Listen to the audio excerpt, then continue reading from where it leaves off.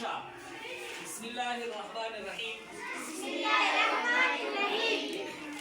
نن سبق ستاسو دا ډېر لازمي او ضروري سبق دی. په دې سبق باندې به تاسو سر خلاصوئ. ګوره دوې خبرې موږ تاسو کړې وې. موږ وویله تر څو پورې چې عدد موږ نسو لیکلی، موږ ته د کتاب ویل د 1 روپۍ غواره نه کوي. کتاب په یوه ورځ ما درته وویله چې زه په 5 ورځې ګډ کتاب خلاصوم.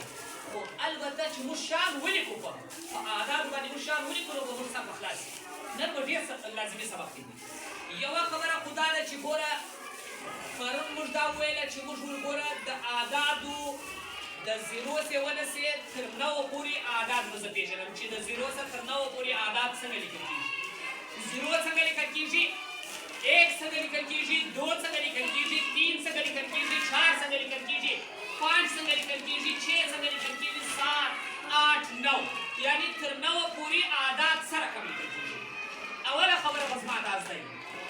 دویمه خبره موږ دا کړې وه چې موږ ورګوره په اعداد خو زموږ سر خلاص و چې اعداد په څنګه ډول لیکل کېږي. خو بیا مې په دې خبره باید سر خلاص شي چې دغه اعداد به زه د کومې خوا شروع کوم. دا اعداد به زه د کومې خوا شروع کوم. بیا مې خبره درته وکړه. لږ نعمت الله جانه لږ رامخته شه اوس. په دې خبره مې سر در خلاص کړي چې اعداد به زه د کومې خوا څه لیکمه.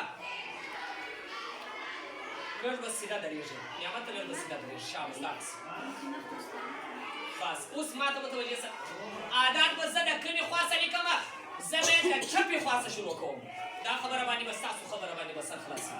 اعداد به زه د چپې خوا څه شروع کوم، د راستې خوا څه به یې نه شروع کوم. دا نن د دویم سبق دویمه خلاصه ده. یعنې اول مې څه شي درته وویله، د 0 څخه ونسې تر 9 پورې اعداد زده کړه چې څنګه به یې لیکمه. او دویمه خبره د کومې خوا څه به یې شروع کوم. اوس کتاب تاسو ته دا دی مخامخ دی. اوس تاسو ګډه ورته متوجه سئ.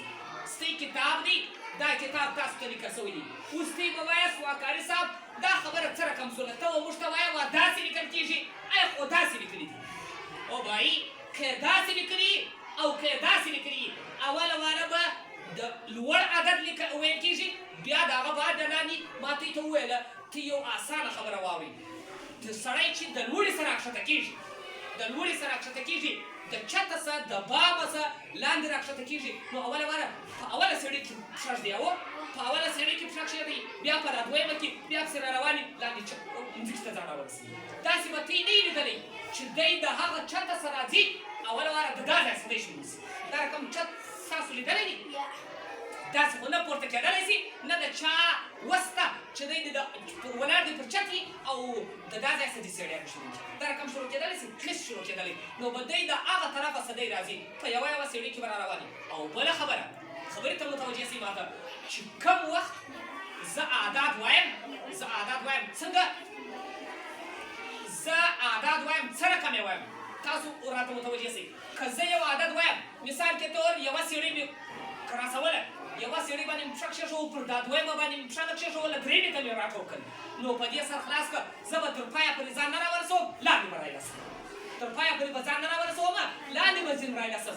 ولې چې یوه سړي کراسول او بیا پر دا بله سړي پښه ښول، دا تا منزل مقصود ته نه رسوي، لاندې دې رایلګوي. منزل مقصود ته دې نه رسوي، لاندې دې رایلګوي.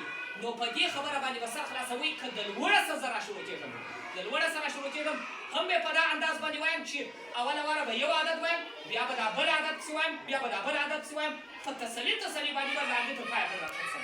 بیا د هغه بعده دا دویم لیکه به بیا دغه رقم را شروع کوم چې اول به اول عدد وایم، بیا به دویم، بیا به دا رقم مرتب.